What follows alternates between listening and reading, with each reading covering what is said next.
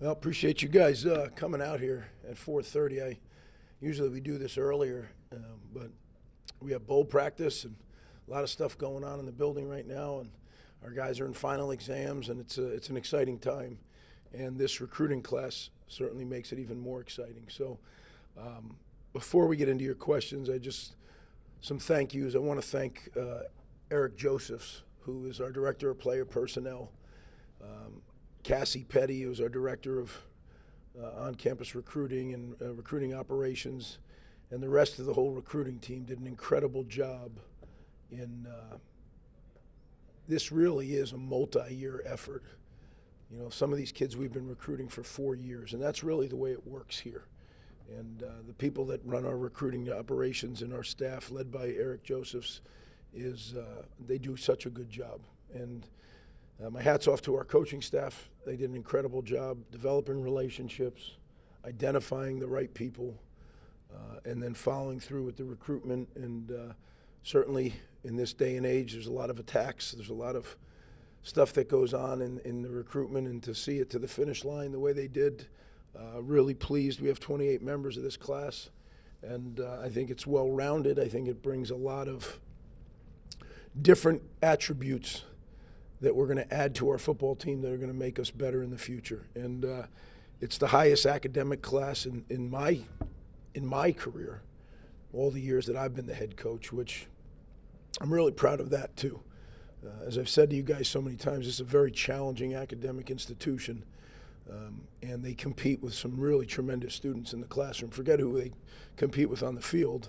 And you know, this group will be able to come in and do just that, compete in the classroom as well as on the practice field and in the game field. So I'm excited about them. And again, just a great big thank you to our staff, our entire staff. Recruiting weekends and during the week, coaches away from their families, it's a great sacrifice, but it's the critical part, the lifeline of any college football program. And I'm grateful for the job that our staff, from top to bottom, they did in recruiting. So with that, I'll open it up to questions and try to help you any way I can. Greg, just wanted to ask about Dair Miller. Obviously accomplished a lot at Monmouth and set several records. What did you see with him on film that stood out and kind of made him the right fit for your program? Yeah, there was some connections with Dair, certainly being local. But, I mean, he was the all-time leading receiver in FCS this past season.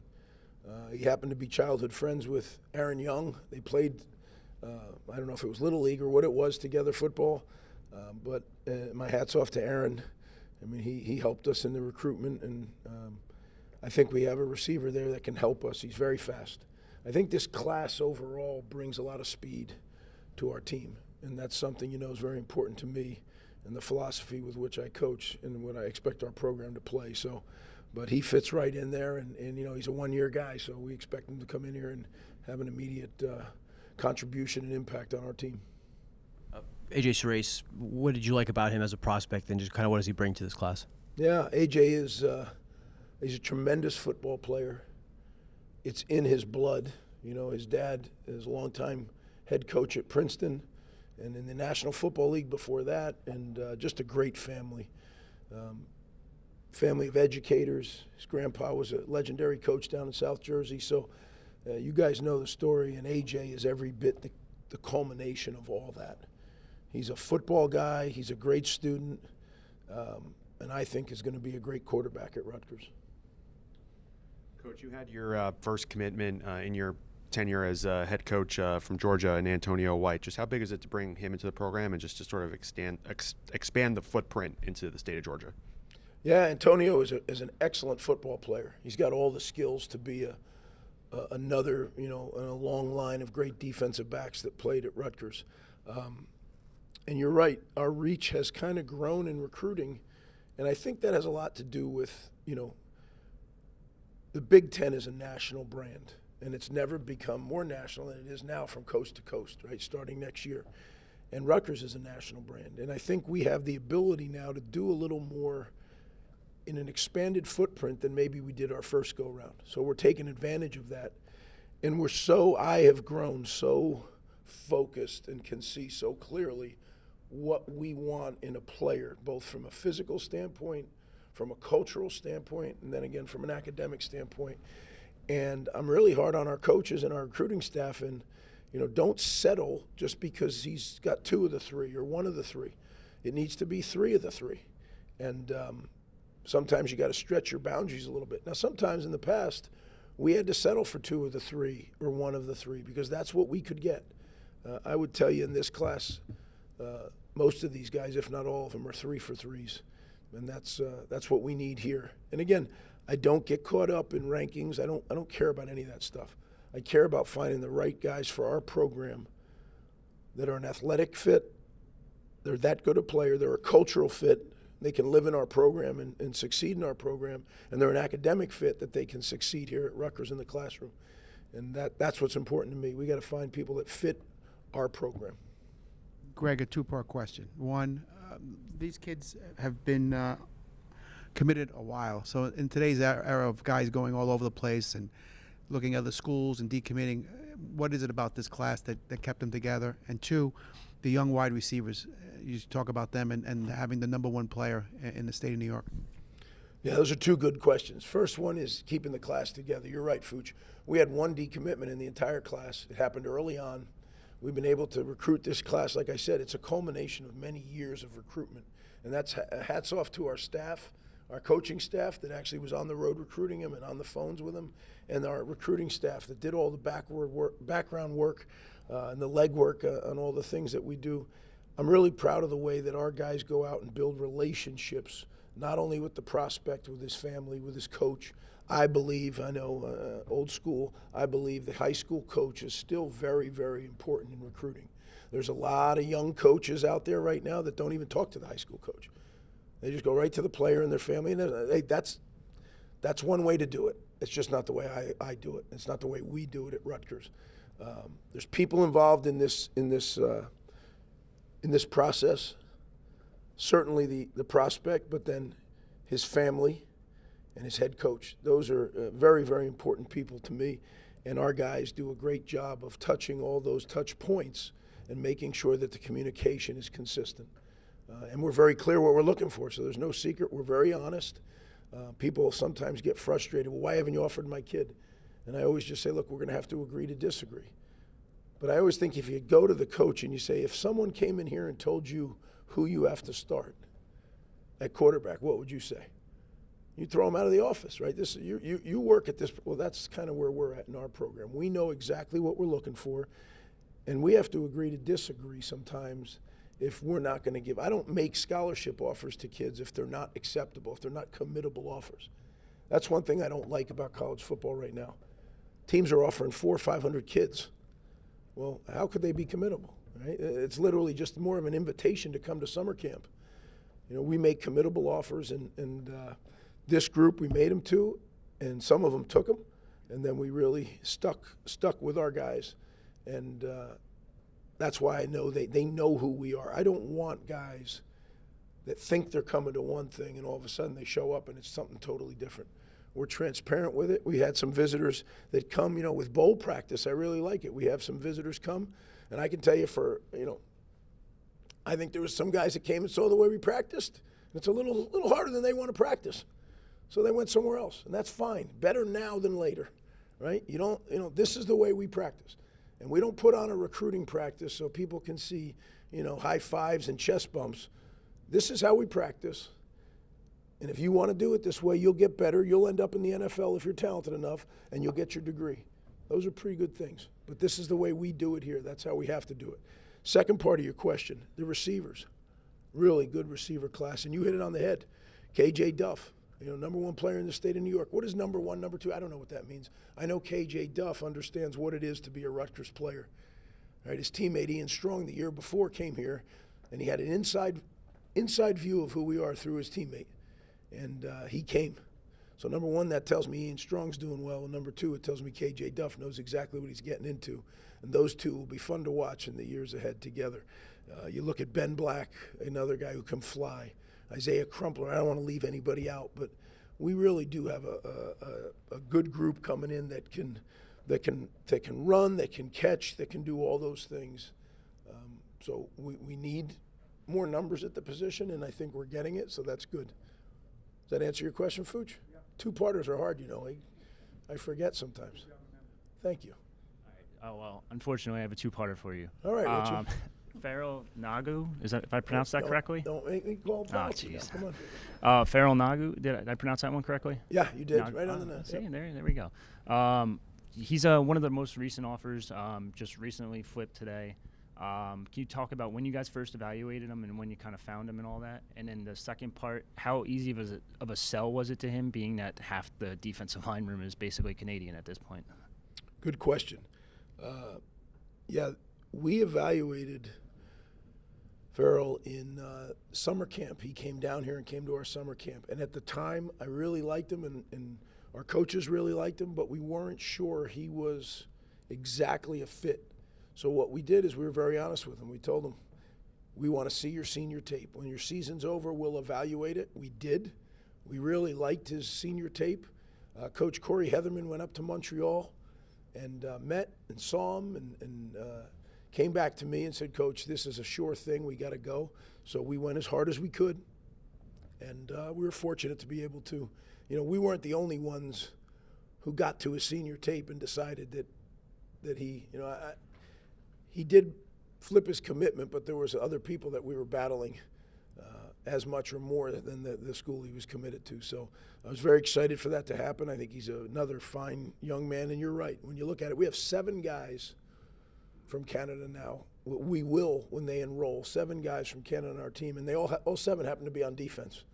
So yeah, it's a place we've always recruited. I personally recruited it as a young assistant coach at another school where, and you know, I got to know that you have to make sure you have the right connections. Like anything in recruiting, you got to get real information. And as long as you can get real information, then you can make good decisions. And I think when you have a group of people that you're connected to up there that can get you accurate information, it gives you a chance in an area that's maybe not as heavily recruited, or there's not as much of a spotlight on every guy, to get the good information. And so right now, the guys that have come here from Canada have been very successful, and they're all arrow up guys. So this is exciting for me. I think we have 3 players coming from Canada on this recruiting class alone. I got to spend some time with Taj Sanders this morning at his signing day ceremony. He seemed like a great kid, great family, all the things you're talking about. What stood out about him and your evaluation of him? And do you think it was a little bit of a recruiting win to pull a kind of a top-end player out of the Catholic school league up there in North Jersey? Well, yeah, it's a win pulling Taj Sanders. I'll tell you that. I mean, he's a great player. He's a guy that we've been recruiting for a long time. I think he is going to be a special player here.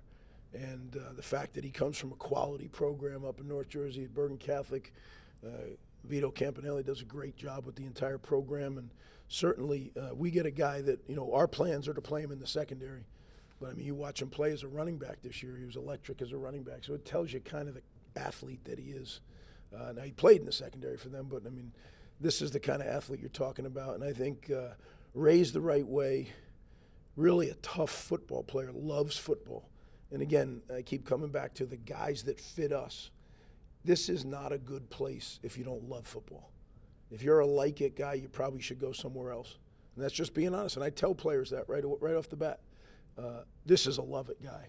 You know, I look at our secondary. I'm excited, really excited about the guys we have coming to play in the defensive secondary. Kevin Levy from Florida is going to be, I think, a fantastic player. You know, I go down the list. I really, you know, I always leave somebody out if I start singling people out, but it's one player after another that I just think are really talented guys and are our type of people. So I'm very excited to get them here and get started coaching them. And that's the fun part of it, right? This is all going on while we're getting ready for a bowl game. So there's so many good things going on right now. It's taken a while to get the cooker going, but I think it's going. And I've talked to you guys about that pipeline theory. This group will fill the pipeline, and will fill it as well or better than I thought it would. So that's exciting to me. I just want to ask you about Gabe Wintch.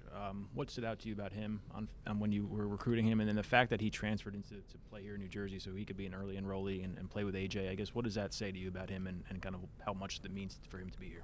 Yeah, Gabe's a throwback football player. He is a tough guy. he can play. He played any number of positions this year on defense, on offense. I think Gabe is going to help us in a lot of ways. And the fact that he did just what you said, he transferred to New Jersey with one purpose, so he can enroll early. His school, unfortunately, he couldn't do it. So I understand schools that have that policy. There's no hard feelings. I hope they don't have any. You know, it was his doing. It wasn't ours. We didn't perpetuate that.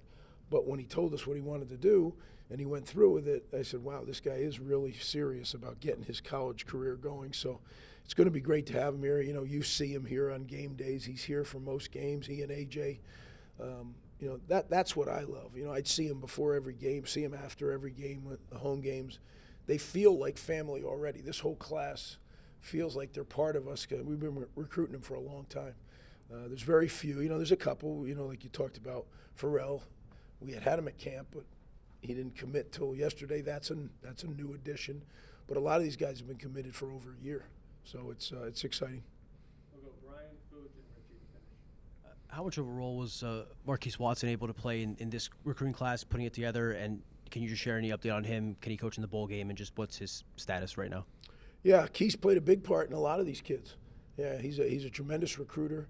I'm going to stay away from really getting into his personal condition and all those things. He won't be able to coach in the bowl game, no. Again, making progress, and just let's all keep him in our prayers.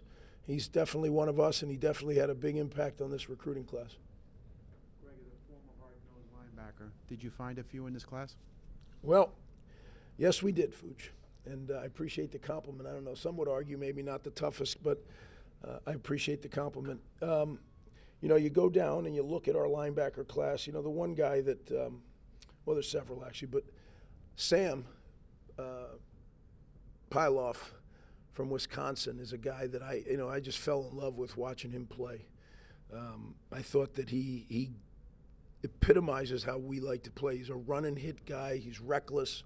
You know, we say swarm. He swarms all over the field. It really, you know, I'm just looking down here to make sure I don't forget anybody. You know, MJ Johnson, unfortunately, had a torn ACL early in the year, so he missed his senior season. But boy, was he a good player on tape. He's been rehabbing and working, and he's going to be starting here. So excited there. You know, talking about linebackers now solely, so I'll keep looking here. Sam Robinson, oh my goodness, from Tallahassee, just a run and hit guy as well. I can't wait till JB gets his hand on him. He's going to be, you know, just tremendous as he gets bigger and stronger. It really is a great group of guys. At every position group, I think we kind of made ourselves better. At some, we made ourselves much better. So excited to coach these guys for sure. Final question. Greg, during your first tenure here, it seems like you were pretty good at finding those unknown kids and getting them signed and committed and turning in and developing them into pretty good players. Do you think that's possible in today's day and age of recruiting with social media being the way it is and everything? It's a good question. I mean, even with social media and all those things, why are there players that are selected from FCS and Division II and even Division III once in a while into the National Football League draft, right? So certainly recruiting is as much an art as it is a science. I think what we do, and I do a good job, led by, again, Eric Josephs, is we use the science part of recruiting, all the measurables, and we plug that all in, and we do a lot of evaluation and you know, analytics on that. But then the relationship part is equally as important, right? So sometimes you find a guy that maybe isn't a 5-star or even a 4-star or a 3-star, but you know he's got something special about him. And as long as he loves football and has the growth potential, and then you know what? It's just as good to take one that's got all the stars and all the notoriety as long as he is one of us. And I don't get caught up in stars. I don't get caught up in it. What I get caught up in is he one of us? And the players know what I mean when I say that. You know, they'll come on visits and I'll tell our guys, all right, what'd you think? And they'll blah, blah, blah. And I'll say, is he one of us? And if there's any hesitation, then I really worry. I go in and start digging deep. But is he one of us? Yeah, coach, he's one of us. Okay. Then because they know what we are. Finally now, I think our culture is embedded in our program. And there's no one better to evaluate if they're part of that culture, if they warrant being part of that culture, than our players. So that's why it's so important they get around our current players so they can let me know and let our staff know if they're a good fit. we'll do the evaluation. I don't ask our players to evaluate tape or go to games and look at players. We do that. But, you know, the part that we need help on sometimes is, okay, when they're not around their parents, when they're not around their coaches, when they're not around us, who are they? And it's great when they visit, they hang around our guys, and we get a real insight into who they are. And that's another reason with this group, you know, when they're the highest academic class we've ever recruited here in 15 years, or this will be 16 years, okay? They are a group that I really think could be special. I have no idea where we rank. Nor do I care. I know what they are, and I'm very excited. There's a lot of hard work that went into this class, and I'd be remiss if I didn't one more time thank our staff. I think recruiting in college football has become such a challenge for assistant coaches, and their families sacrifice so much because they're on the road constantly. You get a bye week in the season, everybody thinks, oh, you get to go spend time with your family. These coaches are on the road recruiting. You know, you end the season right on Thanksgiving weekend, they're on the road. In 5 days, they're out on the road all the way to bowl preparation. Then they go to a bowl game, right? They'll get a week off, and then they're back at it. We have a visit weekend in the first week of January for portal guys. And I'm not complaining, but I do mention it because these guys pay a huge price for us to have the kind of players that are on this sheet here and that people are reading about and seeing. So I thank our staff and everybody that's made it possible. I also thank you guys for covering it. I think you're going to enjoy this group in the next 4 or 5 years. Enjoy covering them, enjoy working with them because they're really special people. Thanks, guys.